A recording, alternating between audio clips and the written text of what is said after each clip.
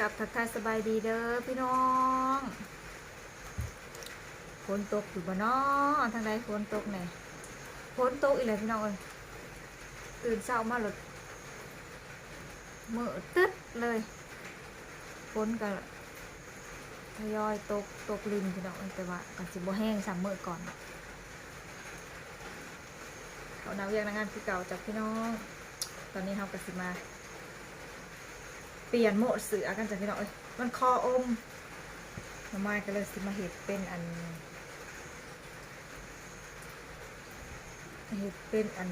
เกาะอกค่ะพี่น้องเราก็สิมาเปลี่ยนเป็นเกาะอกกันเลยมาสิหนงเบิ่งพี่น้องเดี๋ยวมาสิหนงเบิ่งเด้อก่อนแปลงมันเป็นยังไง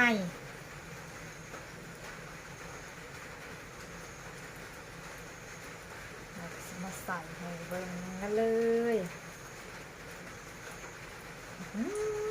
คอพี่น้อง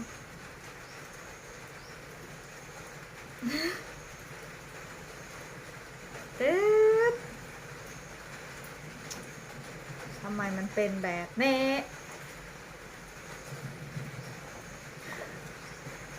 นี่บ่มักแบบนี้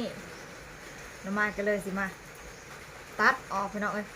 ตัดออกเขาก็สิมาเห็ดซ้ายผูกขึ้นมาจังสิถ้ามันสิเป็นแบบนี้มันสิเป็นแบบนี้แต่ว่าคือสิบถนัดปานใดนะโอ้ยมันหัวหยองหมดเลยเบิ่งช่องสิบถนัดปานใดนะพี่น้องเขาก็เลยสิมาเปลี่ยนโซมใหม่กันเลย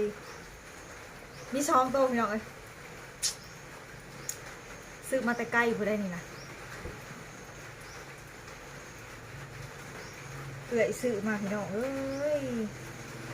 ลุงอยู่สวรรค์เราซื้อมาซื้อก็จะไปซื้อเสือแบบนี้เนาะพี่น้องซื้อเสือบอสิงกันเนาะมาให้ร้านกันเลยอ้ายแม่น้องไม้ซื้อมาอันหายพี่น้องเอ้ยหัวยามหนาวไอ้สัตว์ต้องซื้อแบบนี้แต่ว่ามันเป็นยังไงวะหนุ่มเข้าไปแล้วจักมันแบบใดเนาะพี่น้องจะเขาสิมาเปลี่ยนโซมใหม่ว่ามันสิเป็นจังใด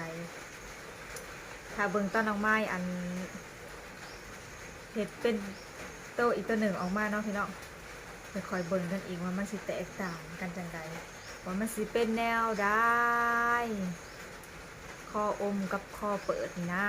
ตัวใดมันสิขาดกว่ากันพี่น้องถ้าอย่างหนุ่มตัวใดเขากับเห็ดเอาพี่น้องเอ้ยถ้าอย่างหนุ่มแบบได้เขาตัดไปเลยพี่น้องเอ้ยลองพิษลองถือพี่น้องเพราะว่าเขากับบริเรียนจบทุกด้านนะเขาบริเรียนจบแบบแฟชั่นยังบอมีแต่เขาเรียนเอาแบบอันยิบอันผ้าไหมเล่ายิบผ้าทุงยิบเสืออันไม้บอออกงานแก้วงานดองอะไรพี่น้องมันก็สิคนละแบบกับสายแฟชั่นนะแต่ว่าเขากะเรียนหูอันในโต้ยแหละพี่น้องเขาหูจักอันลักสูตรมาแล้วล่ะกะเขาขืดไปได้เขาก็เห็ดไปเลยพี่น้องแต่ว่ามันสิหนงได้บอมันสิออกมาเป็นจังได้บอนะกะถาลุ่นกันจ้ะพี่น้อง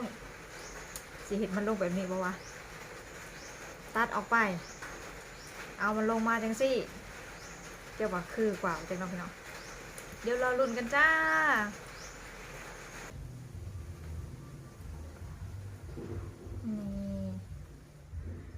เฮามาดัดแกะจากเสือคออม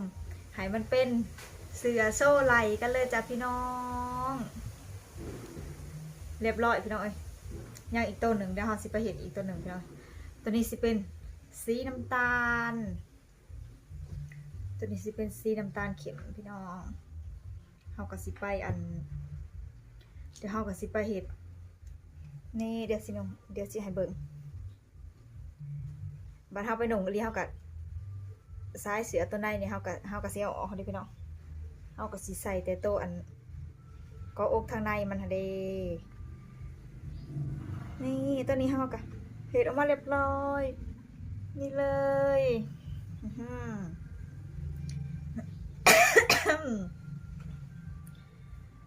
สั่งจำเป็นจ้ะพี่น้องเฮา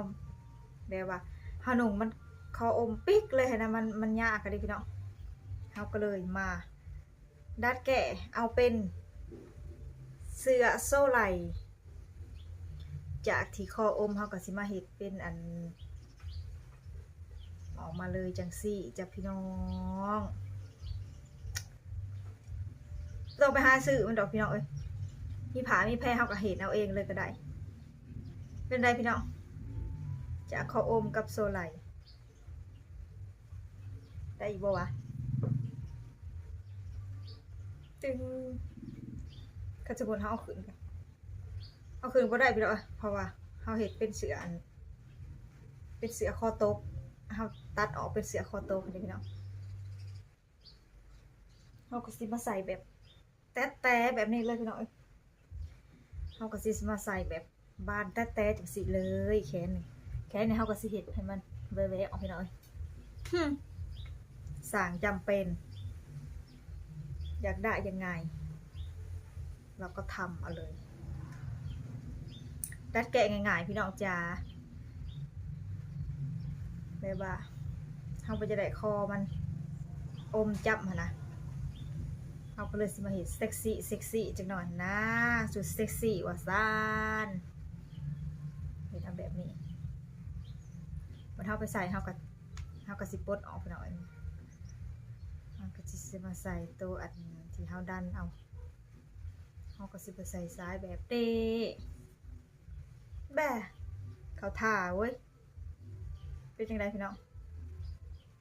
เดี๋ยวตัวนี้เขาสิมาเห็ดอีกตัวหนึ่งพี่น้องเขาสิมาเห็ดอีกตัวนี้โอ้ผู้สื่อเสือมาหายกัน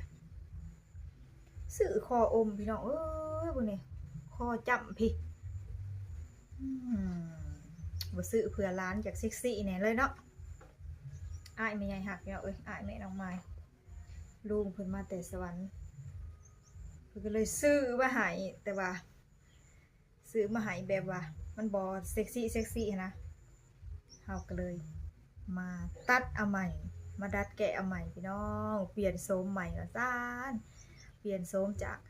คอกลมมาเป็นอันมาเป็นโซ่ไหล่พี่น้องตะกี้ปกปิดไหล่แต่ว่ามันหนุ่งบ่คักหนุ่งเข้าไปแล้วมันแบบอันยะเป็นอย่างเหย่งพี่น้องเขาก็เลยมาเปิดออกไปเลยเป็นโชว์ไหล่เป็นเสื้อโชว์ไหล่แต่มันเป็นผ้ายืดพี่น้องมันก็สิดัดแกะง่ายถ้าเป็นผ้าบ่ยืดนี่มันถ้าเขาดัดแกะบ่พอดีมันสิหนุ่งบ่ได้พี่น้องแต่อันนี้มันเป็นผ้าอ่อนๆเป็นผ้ายืดนี่ยืดจังซี่เลยมันก็สิใส่ได้สบายแป๊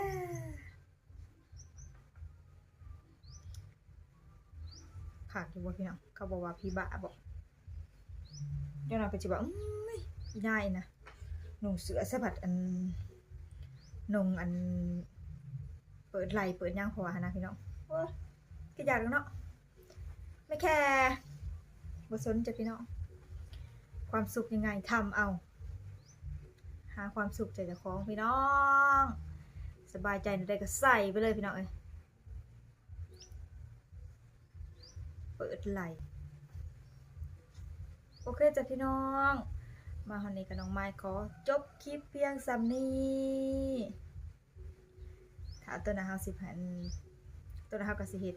แบบเดียวกันเลยพี่น้องมันคนละสี